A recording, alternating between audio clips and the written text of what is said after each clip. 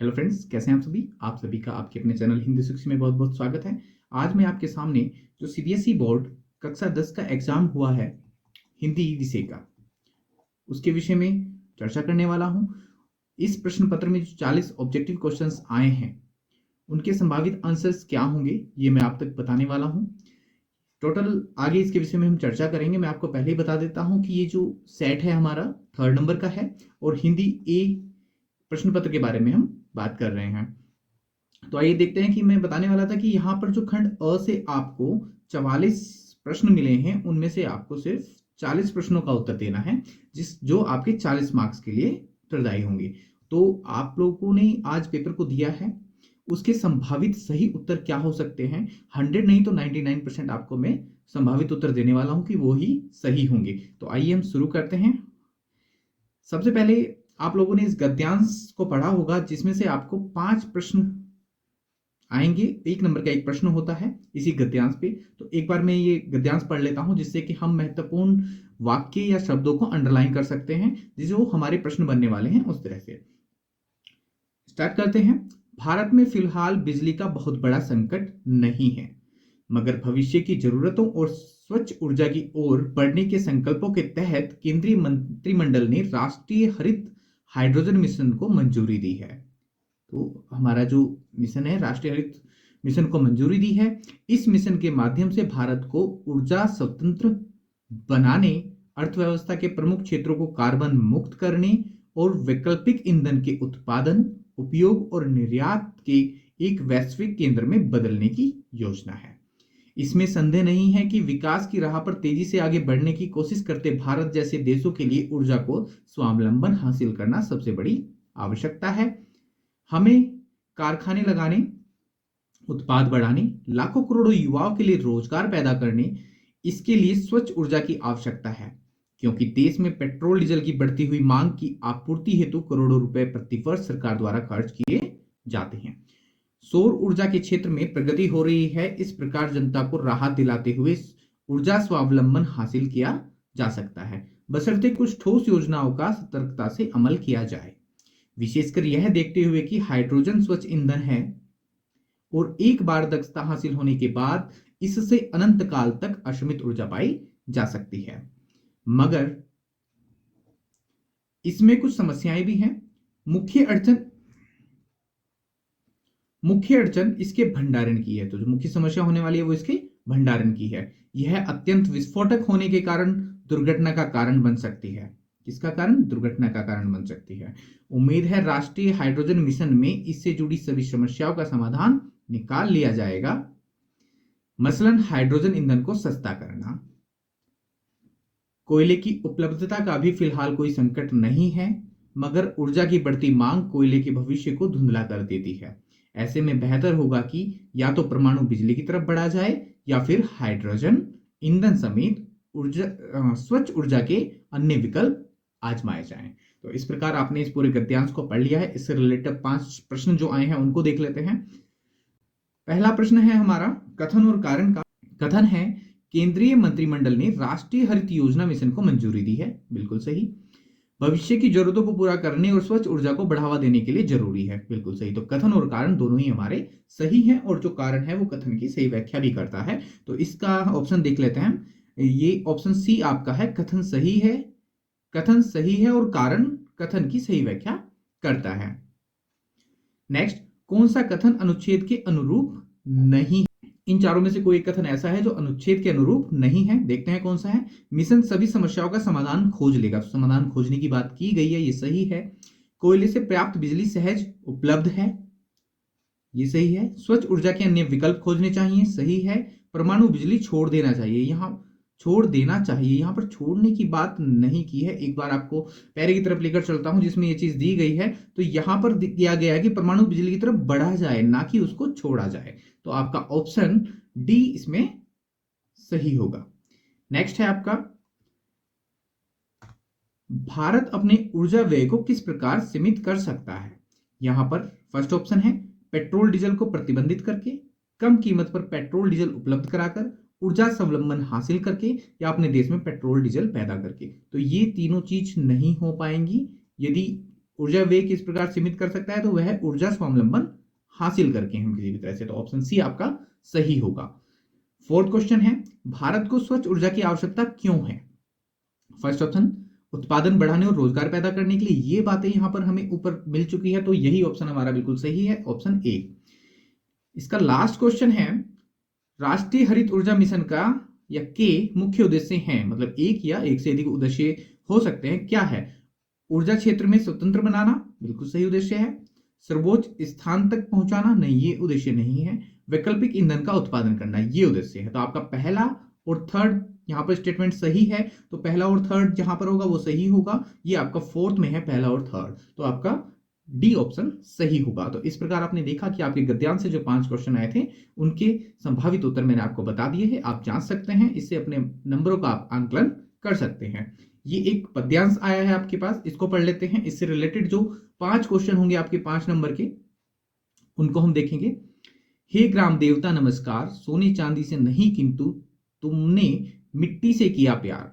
हे ग्राम देवता नमस्कार, जन कोलाहल से दूर कहीं एकांकी सिमटा सा निवास, रवि शशि सा उतना नहीं कि जितना प्राणों का होता प्रकाश। श्रम वैभव के बल पर करते जड़ में चेतन का विकास, दानों दानों में फूट रहे सौ सौ दानों के हरे हाश। यह है न पसीने की धारा, यह है गंगा की है धवल धार। हे ग्राम देवता नमस्कार।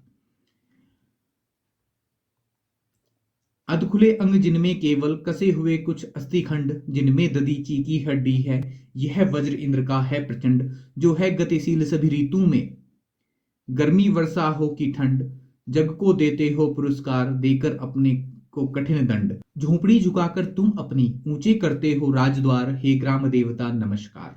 तो यहाँ पर इन पंक्तियों के माध्यम से जो क्वेश्चंस के आंसर आप दिखेंगे, आपको ऑप्शंस दिखेंगे, उनके माध्यम से हम बात करेंगे। तो पहले क्वेश्चन को पढ़ते हैं जो कथन और कारण से ही है। यहाँ पर बात की जा रही है कथन और कारण। पहला कथन है, किसान को किसी तरह का लालच नहीं है। यहाँ पर जो मैं बता दूं आपको, ग्राम देवता किसको कहा गया है? ग्राम देवता कहा गया है किसान को। तो किसान को किसी तरह का लालच नहीं है, बिल्कुल लालच नहीं है। किसान धन दौलत से ऊपर उठकर मिट्टी से प्रेम करता है, ये बात पहली पंक्ति में की गई है। मिट्टी ही उसका जीवन है, ये दोनों ही सही है। तो मतलब कथन और कारण दोनों सही है, सही व्याख्या हो रही है। तो यहां पर आपका ऑप्शन डी बिल्कुल सही होगा। इसके बाद बात करें नेक्स्ट क्वेश्चन की, अंतिम पद में किसान की कौन सी विशेषताओं का वर्णन है? तो यहां पर जो विशेषता हो रही है, सहनशीलता, उदारता, फर्स्ट ऑप्शन आपका। सेकंड है अहिंसक और सत्यवादी की, कर्मठ और प्रतिभाशाली की, दानवीर और विश्वसनीय की। यहां पर हम अंतिम पद की ओर चलते हैं, जिससे आपको क्लियर हो जाएगा कि क्या बात की जा रही है। अंतिम पद जो यहां पर आपका बन रहा है, यहां पर आप देख सकते हैं, झोपड़ी झुकाकर तुम अपनी ऊंचे करते हो राजद्वार, हे ग्राम देवता नमस्कार। मतलब झोपड़ी झुकाकर तुम अपने आप को झुका करके आप ऊंचे करते हो राजद्वार, आप दूसरे लोगों को सर्वोच्च बना देते हो, ऊंचा कर देते हो। तो दानवीर और विश्वसनीयता की बात यहां पर की जा रही है। तो मुझे संभावना है कि आपका ऑप्शन डी सही होगा। सहनशीलता और उदारता भी थोड़ा थोड़ा यहां पर प्रतीत हो रहा है, पर मुझे लगता है कि डी ऑप्शन इसका बिल्कुल सही होना चाहिए। नेक्स्ट है आपका, किसान के परिश्रम का परिणाम क्या है? तो किसान परिश्रम करता है, उसका परिणाम क्या निकलता है, आइए हम देखते हैं। ए, गंगा की धारा धवल होना। बी, खेतों में चहल पहल होना। सी, ऊसर भूमि का हरे भरे खेतों में बदलना। और पसीने का वर्षा में बदलना। तो एक बार हम चलते हैं यहां पर कि जहां पर श्रम के बारे में दिया गया है,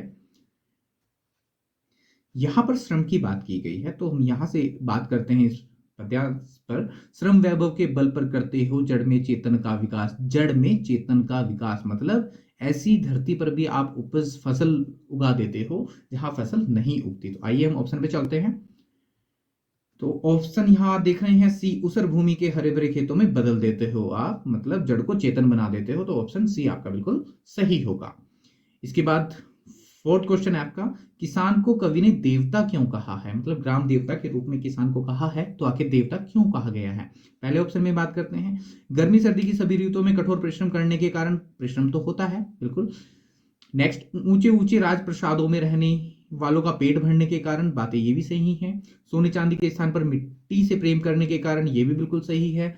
अपने श्रम बल से अन्न उपजाकर संसार का पेट भरने के कारण, बातें चारों बिल्कुल सही है आपकी। लेकिन चारों में सर्वोच्च महत्व कौन सी रखती है, ये आपका ऑप्शन होगा। और सर्वोच्च महत्व रख रहा है ऑप्शन डी यहाँ पर, जो अन्न उपजकर संसार का पेट भर रहा है किसान। तो आपका डी ऑप्शन बिल्कुल सही होना चाहिए, इसी के कारण उनको ग्राम देवता कहा गया है। नेक्स्ट है आपका, किसान स्वयं छोटे से घर में संतुष्ट रहता है, यह भाव किन पंक्तियों में व्यक्त होता है? सोने चांदी से नहीं अपितु तुमने मिट्टी से क्या प्यार। ये तो मिट्टी से प्यार करने की बात की गई है यहाँ पर। जन कोलाहल से दूर कहीं एकाकी सिमटा सा निवास, यहाँ पर निवास की बात है, तो यहाँ पर निवास से ही संतुष्ट रह रहा है। किसान स्वयं छोटे से घर से बात की गई है, निवास से बात की गई, तो ऑप्शन बी आपका बिल्कुल सही होगा। आगे बढ़ते हैं प्रश्न नंबर 3 की ओर। प्रश्न नंबर 3 है आपका, रचना के आधार पर वाक्य भेद जो व्याकरण से संबंधित है, इस पर बात की गई है। यहां पर आपको 4 प्रश्न का जवाब देना है, जबकि आपको 5 विकल्प मिले हैं, परंतु आपको 4 का ही जवाब देना है। मैं आपको पांचों के ऑप्शन बताऊंगा कि हो सकता है किसी ने आगे या किसी ने पीछे किसी को छोड़ा हो। तो पहला प्रश्न है आपका कि यहाँ पर आपको मिलान करना है।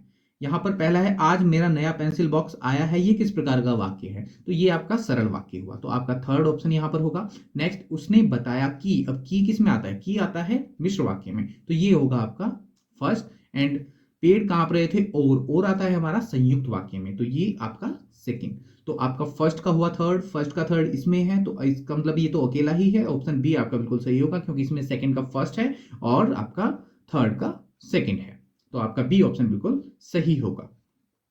नेक्स्ट है हमारा, निम्नलिखित वाक्यों में संयुक्त वाक्य पहचान कर नीचे दी गई विकल्पों में सर्वाधिक उपयुक्त उत्तर वाला विकल्प चुनिए। मतलब संयुक्त वाक्य पहचानना है आपको। पापा ने दीदी को भी उठाया, ये तो सरल वाक्य हुआ, ये संयुक्त नहीं है। चिड़िया भाग रही थी और कोई परेशान थे, ये संयुक्त वाक्य है। दोपहर को भी जब धूप निकली तब हम खेलने निकले, ये आपका मिश्र वाक्य है। बारिश हो रही थी लेकिन ओले गिरने बंद हो गए, एक लेकिन आपका संयुक्त में आता है, ये आपका बिल्कुल सही होगा। तो आपका सेकंड और फोर्थ सही है, तो ऑप्शन सी आपका सही होगा। थर्ड क्वेश्चन है आपका, निम्नलिखित में मिश्र वाक्य क्या है? मिश्र वाक्य की पहचान करनी है। तो यहां पर और है, ये संयुक्त वाक्य हुआ। जल्दी उठाकर ओले दिखाए, ये सही सरल वाक्य हुआ। अभी तक कोई बच्चा खेलने नहीं निकला, ये भी सरल वाक्य हुआ। हमने देखा कि की आया है, तो मिश्र वाक्य की सबसे बड़ी पहचान है की, तो यहां पर ऑप्शन डी आपका बिल्कुल सही हो। नेक्स्ट, जिस टोली के अधिक बच्चे खिंच जाते हैं उस टोली की हार होती है, इसे संयुक्त वाक्य में बनाना है। तो संयुक्त वाक्य बन रहा है, हम देखते हैं ऑप्शन ए, अधिक बच्चे खिंच जाने पर टोली की हार होती है, ये नहीं है। नेक्स्ट, टोली के अधिक बच्चे खिंच जाते हैं इसलिए टोली की हार होती है, हमें संयुक्त बनाना है, और इसलिए आपका संयुक्त वाक्य के अंतर्गत आता है, ये आपका सही होगा ऑप्शन बी। नेक्स्ट है आपका, महावीर प्रसाद द्विवेदी केवल व्यक्ति नहीं थे, वे एक संस्था थे, इस वाक्य का सरल वाक्य बनाना है। फर्स्ट ऑप्शन है, जो महावीर प्रसाद द्विवेदी थे वे केवल एक व्यक्ति नहीं संस्था थे, तो सेम है, ये तो नहीं उत्तर है। महावीर प्रसाद द्विवेदी केवल एक व्यक्ति नहीं थे, बल्कि परंतु ये नहीं आने वाले हैं सरल वाक्य में। महावीर प्रसाद द्विवेदी केवल व्यक्ति ना होकर संस्था थे, ये आपका ऑप्शन सही होगा, तो ऑप्शन डी आपका बिल्कुल सही होगा।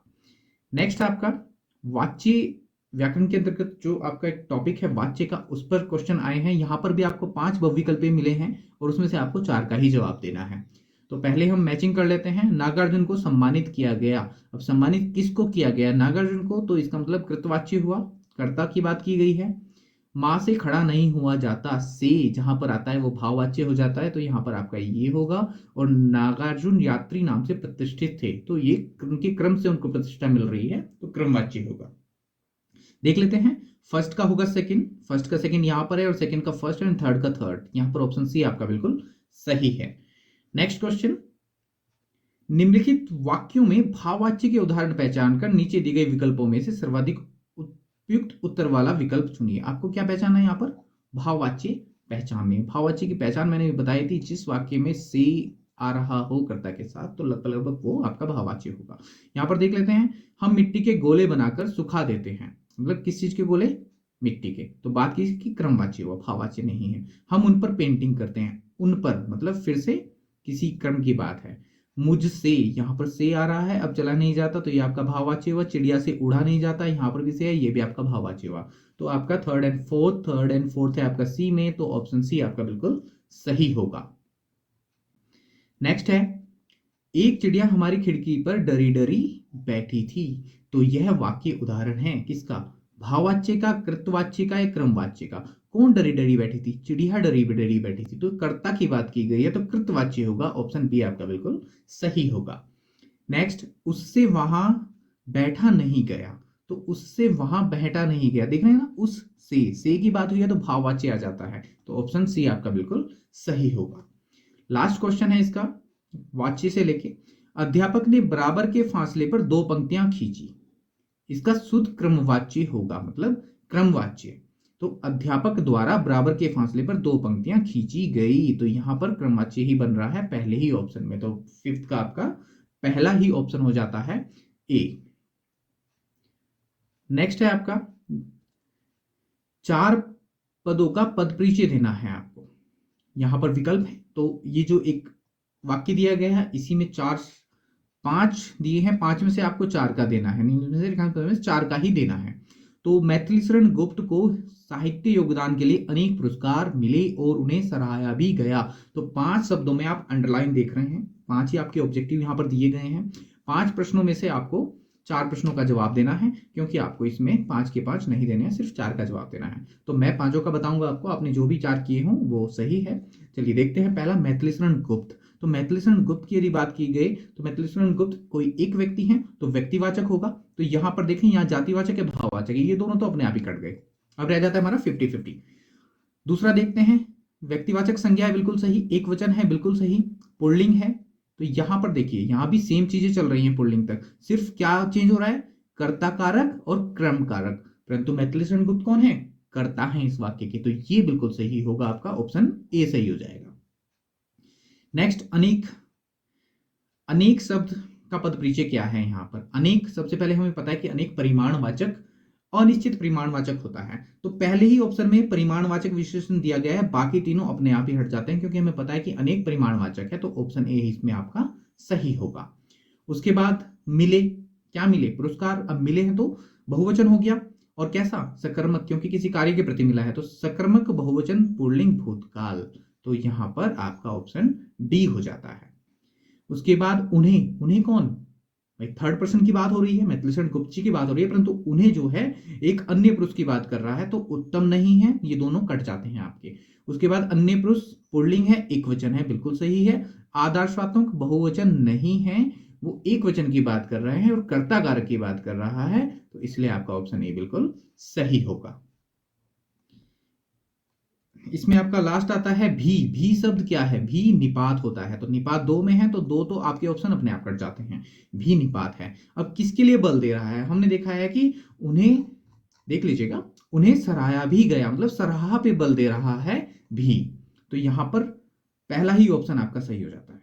इस प्रकार ये क्वेश्चन आपने देखे। अब हमारा रह जाता आता है अलंकार, यहां पर अलंकार पे भी आपको पांच अलंकार की बात की गई है और आपको चार ही अलंकार का उत्तर देना है। मैं यहां पर फिर से पांचों अलंकारों के बारे में आपको बताऊंगा।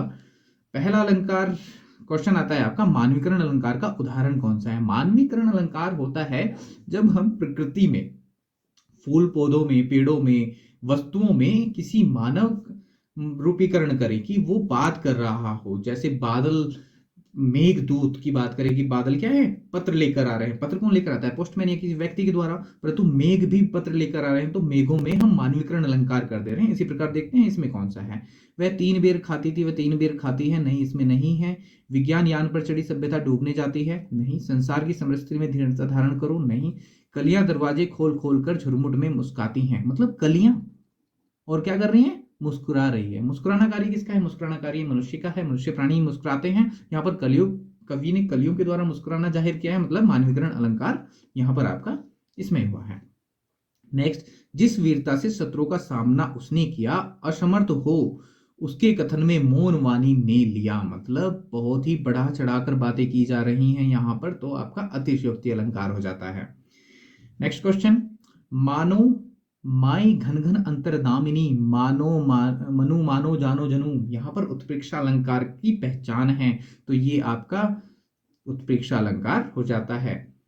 बादलों में घन घन में दामिनी, बिजली प्रकाशित हो रही है, मानो, तो यहाँ पे उत्प्रेक्षा अलंकार। उसके बाद प्रातः ही जगावत गुलाब चटकारी दे, मतलब प्रातः ही, प्रात को, जगावत जगाता है, गुलाब कैसे, चुटकी देकर। यहाँ पर फिर से एक फूल, गुलाब के फूल को कहा है कि वो प्रातः होने पर ऐसे चुटकी बजाकर बच्चों को उठा रहा है, मानवीय अलंकार इसमें फिर से किया गया है। एंड लास्ट अलंकार में, सुब्रन को ढूंढत फिरत कवि व्यभिचारी चोर, यहाँ पर बहुत बढ़िया एग्जाम्पल होता है श्लेष अलंकार का, तो यहाँ पर आपका ऑप्शन ए होगा श्लेष अलंकार। नेक्स्ट फिर से एक पद्यांश यहाँ पर आया है। पद्यांश को पढ़कर हम फिर 5 प्रश्नों के आंसर देने वाले हैं। तो आइए पद्यांश को एक बार पढ़ लेते हैं। खेती-बाड़ी करते परिवार रखते भी बाल गोविंद भगत साधु थे। मतलब खेती-बाड़ी भी कर रहे हैं, परिवार भी रखते हैं, लेकिन फिर भी क्या है? साधु हैं। साधु की सब परिभाषाओं में खरे उतरने वाले हैं। कबीर को साहब मानते थे। मतलब कबीर जी जो हुए हैं निर्गुण शाखा के प्रमुख कवि, उनको वो साहब मानते थे, गुरु मानते थे। उन्हीं के गीतों को गाते, उन्हीं के आदेशों पर चलते। मतलब गीत गा रहे हैं उन्हीं के और उन्हीं के आदेशों पर चल रहे हैं। कभी झूठ नहीं बोलते, खरा व्यवहार करते, किसी से भी दो टुक बात करने में संकोच नहीं करते, न किसी को खामखा झगड़ा मोल लेते, किसी की चीज नहीं छूते, न बिना पूछे व्यवहार में लाते। इस नियम को कभी कभी इतनी बारीकी तक ले जाते कि लोगों को कुतूहल लगता, मतलब मजाक लगता लोगों को। कभी वह दूसरों के खेत में सोच के लिए नहीं बैठते। वह गृहस्थ थे, लेकिन उनकी सब चीजें साहब की थी। साहब मतलब गुरु, कबीर जी की थी। जो कुछ खेत में पैदा होता, सिर पर लाद कर पहले उसे साहब के दरबार में ले जाते, जो उनके घर से 4 कोस दूर था। कितनी दूर? 4 कोस दूर। एक कबीरपंथी मठ से मतलब जहां कहाँ लेके जाते थे? कबीरपंथी मठ में लेके जाते थे। वह दरबार में भेंट रूप रख लिया, जाकर प्रसाद रूप में जो उन्हें मिलता उसे घर लाते और उसी से गुजर बसर करते। मतलब जो प्रसाद रूप में उन्हें मिल जाता था वापस उसी से वो अपना पूरा जीवन यापन करते थे, घर बसर चलाते थे। आइए क्वेश्चन की ओर चलते हैं। पहला क्वेश्चन, गद्यांश के अनुरूप नहीं है। क्या कथन इसमें गद्यांश के अनुरूप नहीं है? बाल गोविंद कबीर के आदेशों का पालन करते थे, बिल्कुल करते थे। बिना अनुमति के किसी की वस्तु नहीं छूते थे, बिल्कुल नहीं छूते थे, ये इसमें दिया गया है। दो टुक बात करने में संकोच करते थे, संकोच करते थे, इसमें संदेह हम ऊपर देखेंगे। बार प्रसाद से ही गुजर बसर करते थे, बिल्कुल लास्ट में ही लाइन दी गई है, ये भी सही है। मतलब आपका ऑप्शन सी बिल्कुल सही है, क्योंकि अगर हम देखें एक बार वापस जाके तो दो टुक बातों में संकोच नहीं करते थे, और यहाँ पर संकोच करते थे दिया है, तो आपका ऑप्शन सी बिल्कुल सही होगा यहाँ पर। नेक्स्ट देखते हैं, बाल गोविंद भगत का कबीर को अपना आदर्श मानने का आधार था। ऑप्शन ए सत्य प्रियता और मधुर गायन, ग्रस्त होते हुए भी साधु प्रवृत्ति, स्पष्टवादिता और रूढ़ियों का विरोध, ग्रस्त होते हुए संसार से विरक्ति। तो वो ग्रस्त होते भी क्या थे? साधु प्रवृत्ति के थे, और सत्यप्रियता भी थे, मधुर गायन भी करते थे। मतलब दोनों में कहीं ना कहीं समभाव नजर आ रहा है। दोनों ऑप्शन हो सकते हैं, परंतु महत्वपूर्ण जोर जो जा रहा है, मुझे लग रहा है कि बी इसका सही होना चाहिए। बाकी आंसर की यहाँ नहीं पाए, आप देख लीजिएगा, पर मुझे लग रहा है कि हाँ बी सही होना चाहिए इसका। बाल गोविंद कबीर को अपना मानते थे, क्या मानते थे? गुरु मानते थे, जिसको वो साहब मानते थे। साहब और साहब में भाई मित्र और पिता नहीं, वो गुरु मानते थे। ऑप्शन डी इसका सही होगा। नेक्स्ट, इस गद्यांश में बाल गोविंद भगत की किन विशेषताओं का उल्लेख किया गया है? यहाँ पर सत्यवादी, स्पष्टवक्ता और निष्ठावान, बिल्कुल ए ऑप्शन आपका बिल्कुल सही होगा, क्योंकि जिज्ञासु वाली कोई बात नहीं की गई है और ना ही साहसी वाली कोई बात की गई है हमारे इस गद्यांश में। नेक्स्ट है हमारा कथन और कारण। बाल गोविंद भगत साधु प्रकृति के थे, मतलब प्रवृत्ति के थे, हो सकता है सही है। ग्रस्त होते हुए भी निर्मोही जीवन व्यतीत करते थे, बिल्कुल सही है, दोनों ही सही है, दोनों सही है। कारण कथन से ही सही व्याख्या करता है, आपका ऑप्शन सी बिल्कुल सही होगा। नेक्स्ट, जो आपकी बुक है वहां पर जो चैप्टर हैं उनसे 2 ऑब्जेक्टिव लिए गए हैं, दोनों के जवाब आपको देने हैं। फर्स्ट क्वेश्चन है, लखनवी अंदाज के लेखक ने यात्रा के लिए सेकंड क्लास का टिकट क्यों लिया था? तो सेकंड क्लास का टिकट आपको पता है कि उन्होंने सिर्फ एक ही लिया था कि डब्बा खाली होगा, अकेले में बैठूंगा, मेरे मन में नए नए विचार आएंगे, मैं लेख कार्य जो है मेरा वो कर सकूं। तो यहाँ पर लंबा सफर तय करने के लिए नहीं, अपेक्षाकृत पैसे के लंबे नहीं, नहीं ऐसा नहीं है। नई कहानी के बारे में सोच सकने के लिए, हाँ ये है। नवाब साहब की दोस्ती करने के लिए नहीं, ये भी नहीं है। आपका ऑप्शन सी बिल्कुल सही है इसमें। नेक्स्ट, नेताजी का चश्मा पाठ का केंद्र बिंदु क्या था? तो केंद्र बिंदु देशभक्ति था, ऑप्शन ए आपका बिल्कुल सही होगा। नेक्स्ट आपका क्वेश्चन नंबर 9 पद्यांश दिया गया है जो राम लक्ष्मण परशुराम संवाद पर है। तो इसकी जो कुछ पद्यांश है यहाँ पर मैं एक बार इसको पढ़ देता हूँ, उसी से हमें शायद ये क्वेश्चन देने में आसानी होगी। लखन कहा हसी हमरे जाना, सुनहु देव सब धनुष समाना, का छति लाभु जुन धनु तोरे, देखा राम नयन के भोरे, छुवत टूट रघुपति न दोषू, मुनि बिनु काज करई कत रोषू, बोले चिते परसु की ओरा, रे सठ सुनहि सुबहु न मोरा, बालकु बोली बधु नहीं तोही, केवल मुनि जड़ जानहि मोही, बाल ब्रह्मचारी अति कोही, विश्व विदित क्षत्रिय कुलद्रोही। तो यहाँ पर इन पद्यांश को आपने पढ़ा होगा पहले भी, अभी मैंने इसको पढ़ा है। तो हम देख, फर्स्ट क्वेश्चन है, परशुराम ने अपने परिचय में नहीं कहा है। फर्स्ट, मैं नीरा मुनि नहीं हूं, बिल्कुल ये कहा है। मैं अत्यधिक क्रोधी भी हूं, मैं बाल ब्रह्मचारी हूं, ये चीजें कही है। मैं बहुत विद्वान हूं, ऐसा नहीं कहा गया है। तो ऑप्शन डी आपका बिल्कुल सही होगा।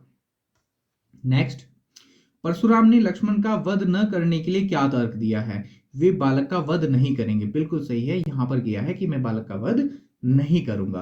परशुराम ने अपने फरसे की ओर देखा, इसका क्या भाव है? उनका फरसा अति सुंदर है, नहीं, इस भाव से नहीं देखा। उनका फरसा सहारा है, नहीं, ये भी नहीं था। वैसा फरसा किसी और के पास नहीं है, ये नहीं है। वे कमजोर नहीं है, फरसाधारी वीर हैं, बिल्कुल आपका ऑप्शन डी बिल्कुल सही। जब लक्ष्मण और परशुराम का संवाद हो रहा होता है, वो देख परशुराम जी देखते हैं कि धनुष टूट गया है, तो उस पर अत्यधिक क्रोधित होकर वो लक्ष्मण से संवाद कर रहे होते हैं। तो वहां पर ये सब बातें की गई हैं, तो उसी से आपके प्रश्न लिए गए हैं। नेक्स्ट है, लक्ष्मण ने धनुष टूटने के लिए कौन सा तर्क दिया है? मतलब धनुष के बारे में क्या क्या बात की है? सभी धनुष एक समान होते हैं, बिल्कुल ये कहा गया है। पुराना धनुष टूटने से क्या हानि और क्या लाभ? बिल्कुल ये बातें हैं। वह तो छूते ही टूट गया, ये भी कहा गया है। नेक्स्ट है, मुनिवर आप इतना क्रोध क्यों कर रहे हैं? ये इन्होंने नहीं कहा है, तो पहले तीन कहेंगे, फर्स्ट सेकंड थर्ड। आपका ऑप्शन सी बिल्कुल सही होगा। नेक्स्ट क्वेश्चन, पद्यांश में लक्ष्मण किन्हें संबोधित कर रहे हैं? तो लक्ष्मण संबोधित कर रहे हैं परशुराम को, तो ऑप्शन सी बिल्कुल सही होगा। उसके बाद बात करें क्वेश्चन नंबर 10 की। यही आपका अंतिम क्वेश्चन भी है, जो आपके काव्यांश से आए हैं। दो क्वेश्चन इन पे बात करते हैं। आपके इसमें कविता है उत्साह, सूर्यकांत त्रिपाठी निराला जी की। तो वो उसकी विशेषताएं क्या है? संबोधन शैली में है, सेकंड खड़ी बोली में है, ब्रजभाषा में है, संवाद शैली में। कौन से कथन सही है? हमें पता है कि संबोधन किया जा रहा है और ये खड़ी बोली में है। पहला और दूसरा सही है आपका, ऑप्शन ए बिल्कुल सही होगा। और आपका अंतिम क्वेश्चन है, यह तंदुरित मुस्कान, मतलब बालक की मुस्कान की बात की जा रही है। बालक की मुस्कुराहट जो है उसको देख के भाव मुखरित हो रहा है। किस प्रकार का भाव? बालक की देखने पर जो भाव मुखरित होते हैं वो वात्सल्य भाव होता है, वात्सल्य प्रेम होता है। ऑप्शन डी आपका बिल्कुल सही होगा। तो इस प्रकार आप सभी ने देखा कि किस प्रकार मैंने इन सभी क्वेश्चनों का 44 के 44 क्वेश्चनों को एनालिसिस किया है। आपने 44 में से 40 किए होंगे, 40 में कितने आपके मार्क्स आते हैं आप मुझे कमेंट में बता सकते हैं। अच्छा होगा, क्योंकि आपको एक सकारात्मक भाव मिलेगा। हमारे दृष्टिकोण में दो ही भाव की बात होती है, सकारात्मक या नकारात्मक। यदि आपके मार्क्स कम भी आ रहे हैं तो नकारात्मक भाव नहीं लाने हैं, क्योंकि उससे आपको एक मौका मिलेगा कि आगामी जो पेपर्स आने वाले हैं आप उसमें अच्छा कर सकें। और सकारात्मक भाव और सकारात्मकता की ओर लेके जाता है कि मैं और अच्छा करूं जिससे मेरे और अच्छे मार्क्स आ सकें। तो नकारात्मकता का बिल्कुल नाम मत लीजिएगा। आपको बहुत बहुत शुभकामनाएं आपके पेपर्स के लिए। इस पेपर्स में आपके बहुत अच्छे नंबर आए और आगामी पेपर्स में भी आप बहुत अच्छा कर पाएं, इसके लिए बहुत बहुत आपको शुभकामनाएं। आपका बहुत बहुत धन्यवाद वीडियोस देखने के लिए। आप अपने फ्रेंड सर्कल तक इसको अधिक से अधिक शेयर कीजिए, जिससे कि वो भी अपने प्रश्नों की जांच कर सकें और अपने आप को सकारात्मक भाव में। वीडियो देखने के लिए आपका बहुत बहुत धन्यवाद।